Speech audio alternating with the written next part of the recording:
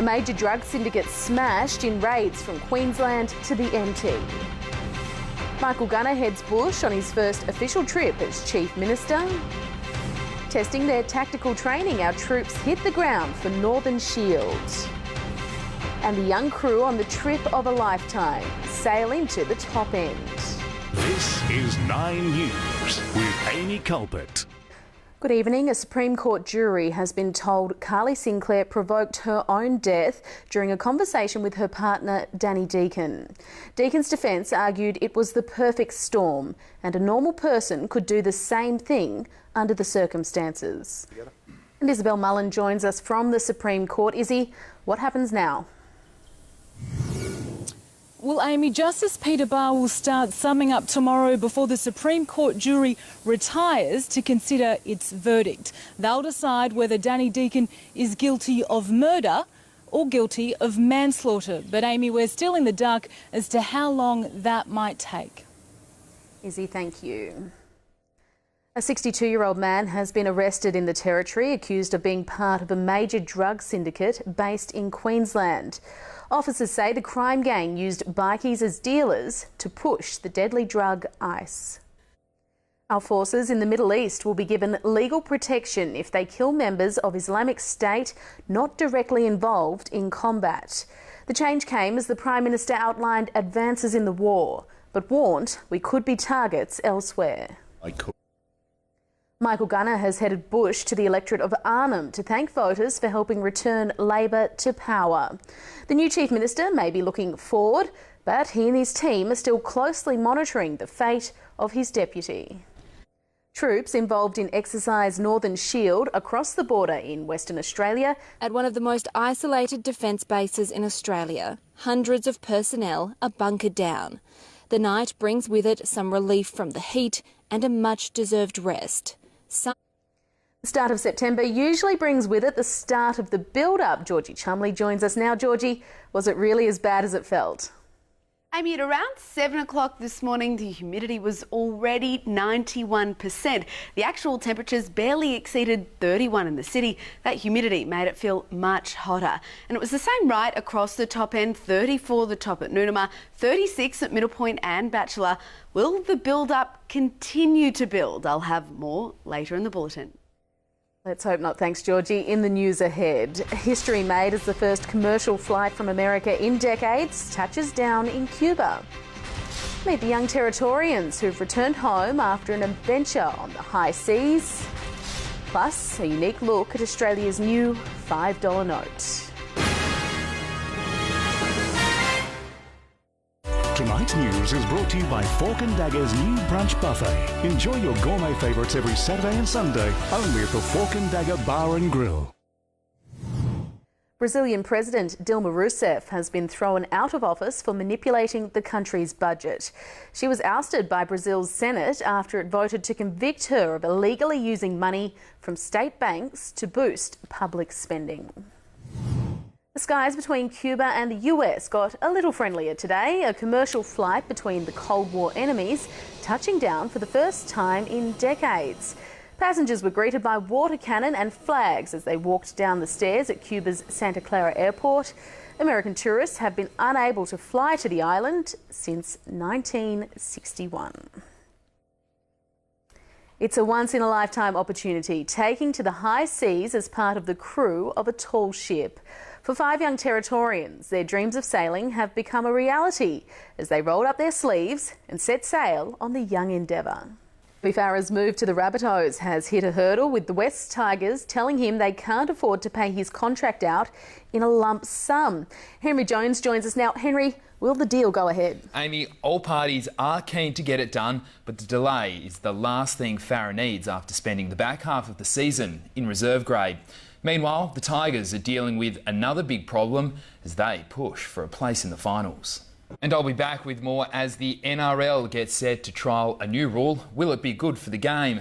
And players treated at the US Open as a heatwave takes its toll. Amy, that's coming out very shortly. Great, we'll see you soon. Thanks, Henry. Still ahead, a mother in hospital, a father missing. What happened on this family day out? Disturbing research reveals phone addictions are getting out of hand. Syria like you've never seen it before. A new tourism campaign raising eyebrows.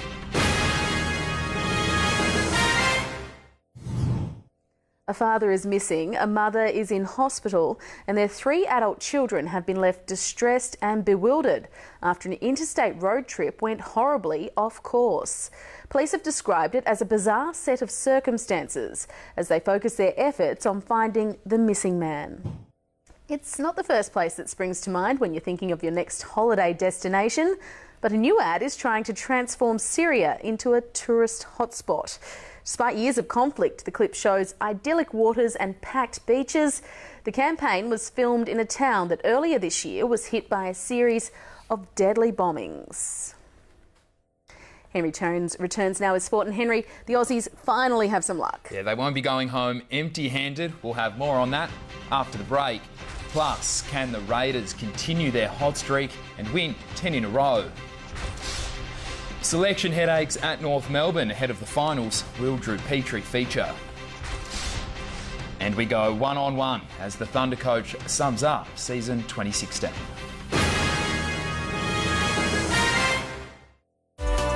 Tonight's Sports Report is proudly brought to you by Harvey Norman Electrical. Shop with confidence. Shop online and collect from the store. Can the Roosters end their season on a winning note? Find out when round 26 NRL action between the Broncos and Roosters gets underway straight after the news. Meanwhile, the Dragons and Knights will trial a radical rule change this weekend, which will allow captains to review and refer decisions made by referees. The NRL is seriously considering bringing the rule in for the 2017 season. North Melbourne captain Andrew Swallow has backed veteran Drew Petrie to hold his spot in the Kangaroos side, despite calls for him to be dropped. Petrie might make way for Jared Waite should he prove his fitness for next week's elimination final in Adelaide. In a season of huge expectations, the Thunder fell short on delivering back-to-back flags many had hoped for.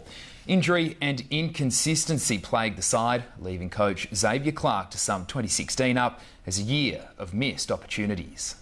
An elimination final was all the Thunder could muster in their premiership defence.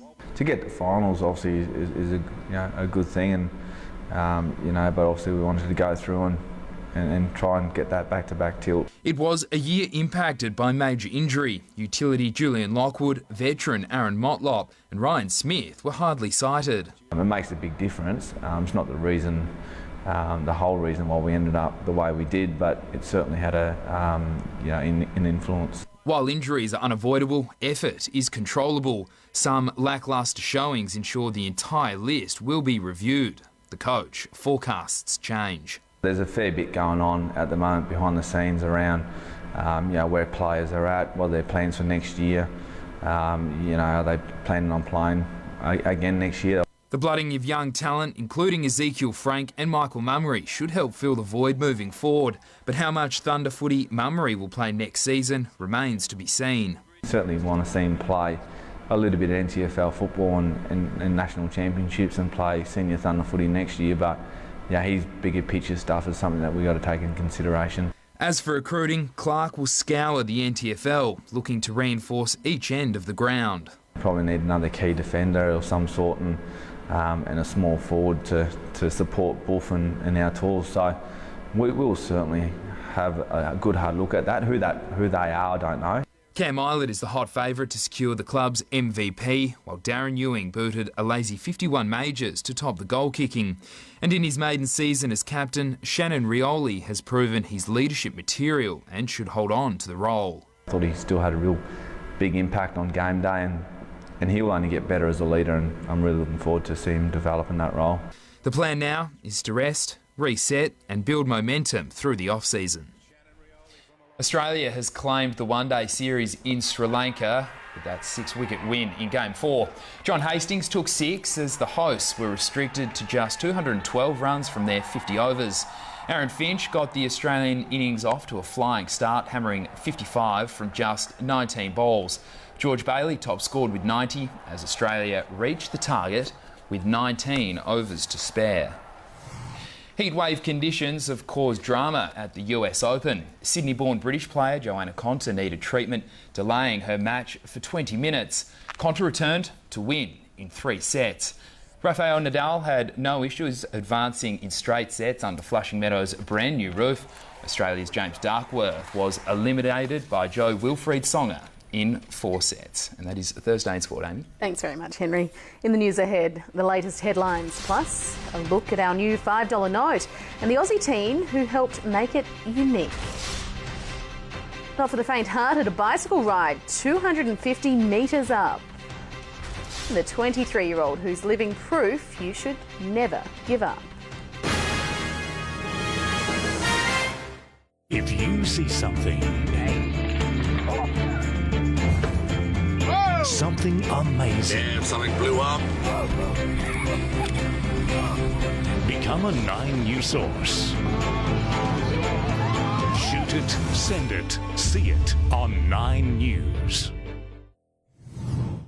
Now to our top stories. Danny Deacon's lawyer says the accused murderer should have his charge downgraded because Carly Sinclair provoked her own death during a conversation with Deacon. Territory Police have arrested a 62-year-old man accused of being part of a major drug syndicate stretching from Queensland to the top end. And troops involved in Exercise Northern Shield have begun tactical training in remote Western Australia.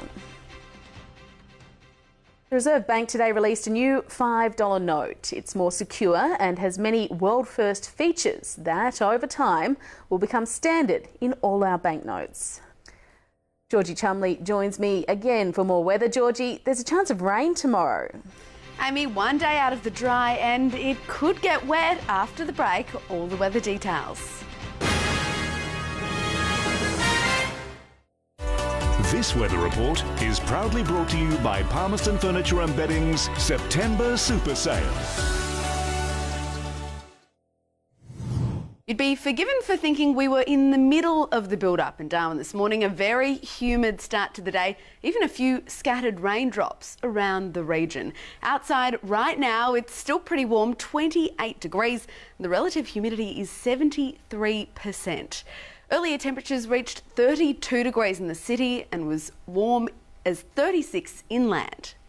A broad area of low pressure extends across the north of the continent, bringing with it a deepening low through South Australia. And would you believe there's an increasing chance of showers and storms as the trough moves northwards into the top end. Looking around the country, and it seems spring hasn't yet brought warmer weather down South Sydney and Canberra, the rainiest of the capitals, partly cloudy and 18 the top for Alice Springs. Back home, west and northwesterly winds on Darwin Harbour, about 10 knots increasing. High tide tomorrow will be 11 minutes after the sun rises, the afternoon low of 1.7 metres just after 1 p.m.